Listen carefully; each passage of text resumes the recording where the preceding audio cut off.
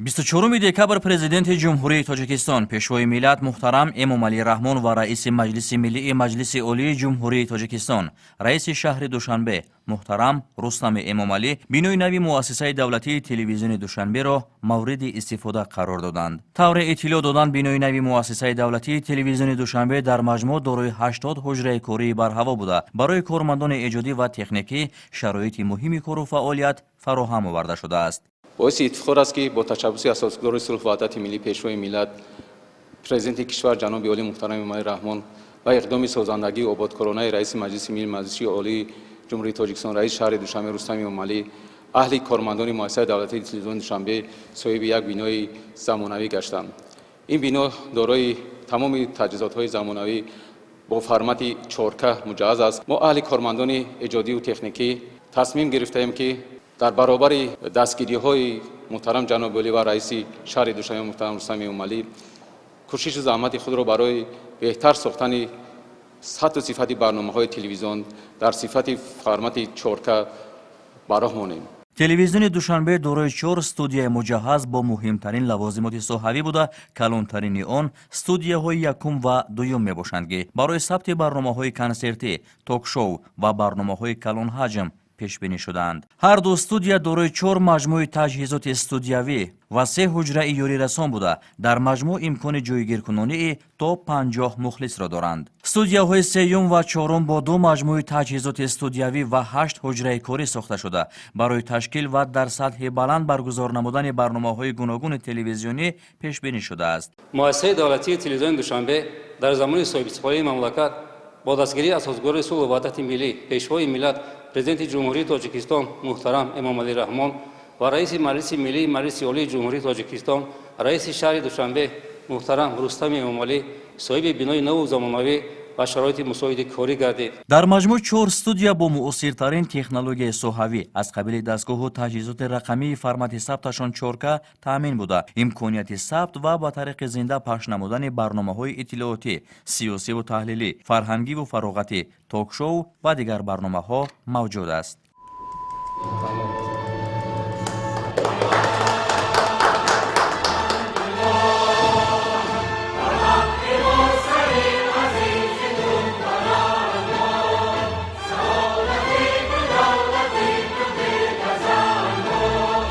муассиса дорои парки зарурии техникӣ буда, студияи сайёри он аз 3 автомашинаи калони махсус иборат аст. ҳама ҳуҷраҳои корӣ бо дастгоҳу таҷҳизоти муосир ва мебели хушсохту замонавӣ ҷиҳозонида шудааст. студияи марказии пахши барномаҳо, толори маҷлисгоҳ бо 200 ҷойи нишаст, ҳуҷраҳои кории роҳбарият, дизайнерҳои графикӣ, барномасоз, китобхонаи электронӣ ва анъанавӣ, синфхона барои машғулиятҳои такмили ихтисос, ҳуҷраи истироҳат, ҳуҷраи коркарди маълумоти бойгонӣ. дар маҷмӯъ ҳамаи ҳуҷраҳои бинои нави муассиса дорои шароити хуби кору фаъолият ҳастанд. мо кормандон ва аҳли эҷоди муассисаи давлатии телевизиони Душанбе миннатдории худро ба асосгузори сулҳу ваҳдати миллӣ пешвои миллат президенти ҷумҳурии Тоҷикистон муҳтарам Эмомалӣ Раҳмон ва раиси шаҳри Душанбе муҳтарам Рустами Эмомалӣ барои сохта ба истифода додани این بینای نو بیان می نماییم. این اقدام نجیبانه نشانه روشن توجه پیوسته پیشوای ملت به رشد ساحه اطلاعات و شرایط ارزنده فراهم آوردن به کارمندان این ساحه می باشد. بنا با اینفراساختار معاصر، تجهیزات تکنیکی و محیط سازنده برای ما امکان می‌دهد تا برنامه‌های جالب و دیدنی را پیشنهاد بینندگان نماییم. бинои нави муассисаи давлатии телевизиони Душанбе бо истифода аз санъати баланди меъмории миллӣ бунёд гардида, қисмати берунаи он пурра шишабандӣ шудааст. ҳамчунин бино ба шабакаи гармидиҳӣ пайваст буда, ҳуҷраҳо бо системаи ҳавотозакунии автономӣ васл карда шуданд. роҳравҳои атрофи бино бо истифода аз санги хорро оро дода шуда, ҳавлии муассиса пурра мунфаш карда шудааст. дар даромадгоҳи бино монитор барои пахши лавҳаю наворҳои таблиғотӣ бо паҳноии 2,5 ва баландии 8 метр насб гардидааст. муассисаи давлатии телевизиони Душанбе қаблан дар бинои солҳои 40-уми садсолаи гузашта сохта шуда фаъолият мекард. бинои қаблӣ ба талаботи соҳа ҷавоб гуфта наметавонист ва он барои толори синамо ё худ кинотеатр пешбинӣ шуда, ҳамагӣ дорои 2 студияи хурд, яке барои барномаҳои иттилоотӣ ва дигаре барои сабти дигар барномаҳо пешбинӣ шуд. шуда буд. набудани студияи сабти барномаҳо ва шароити маҳдуд имкон намедод ки ҳайати эҷодии ин муассиса барномаҳои баландсифат